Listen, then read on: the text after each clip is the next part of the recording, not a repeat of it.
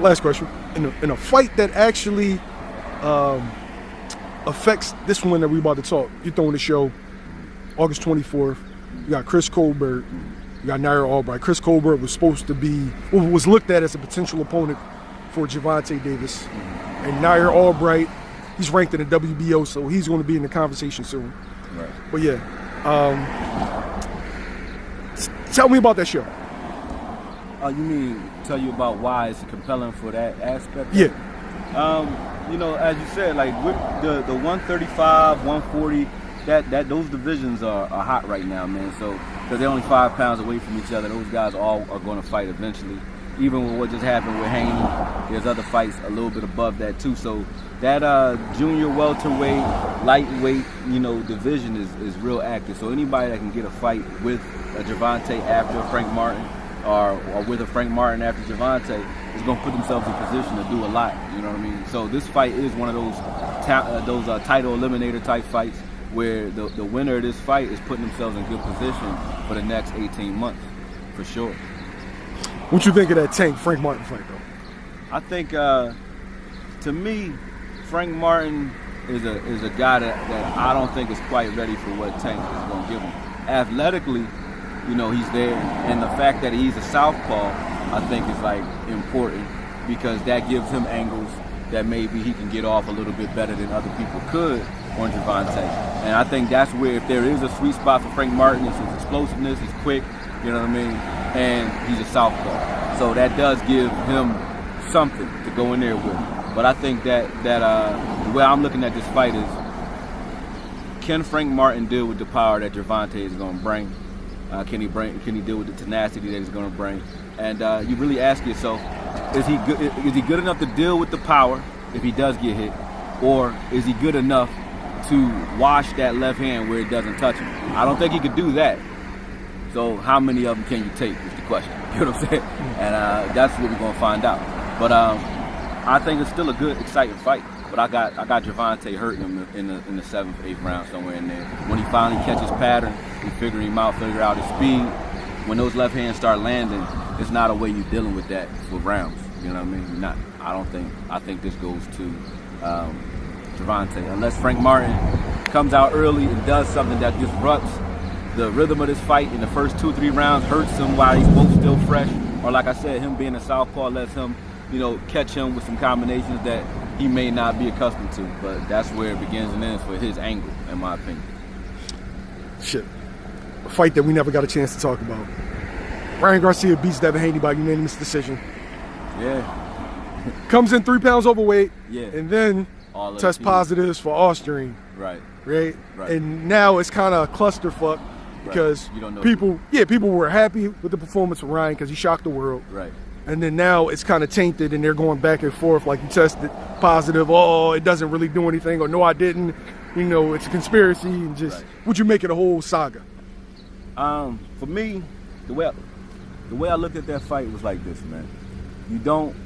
I don't care what he did, whether he was, you know, testing positive or not. I think the difference was him not draining himself before the fight. But the reason I don't think that there was a big hoopla for me about the PEDs is because of the strategy of Haney. I don't think would have worked whether he tested positive or not. Ryan Garcia is a puncher with a great left hook. If that's what you know about him, you either come up with a plan to avoid, if you're good enough to avoid that all night, or you come up with a plan like Bernard did to Felix Trinidad and you smother it so you take his gun away. He didn't do either. You're following a guy around who hits harder than you, you know, and trying to exchange. And the moment I knew the fight was in trouble was the very first round where he threw a jab and Garcia hooked over the top of the jab. So I'm like, usually a guy got to get your rhythm and start countering over your jab. When a guy starts countering over your jab from the rip, it just lets you know his timing is on money right now, today, now. He don't got to figure it out. So Garcia already had the timing on that left. He wasn't afraid of his jab. He had timing on that left hook. So you basically are daring a guy to use his best weapon, which is his jab.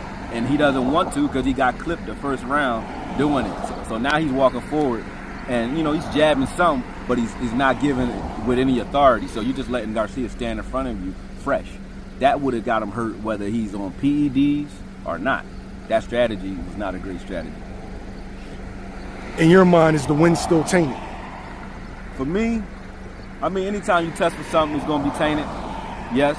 So you got to say yes. But, you know, at the end of the day, I look at it this way. Like I said, the same way I just broke it down.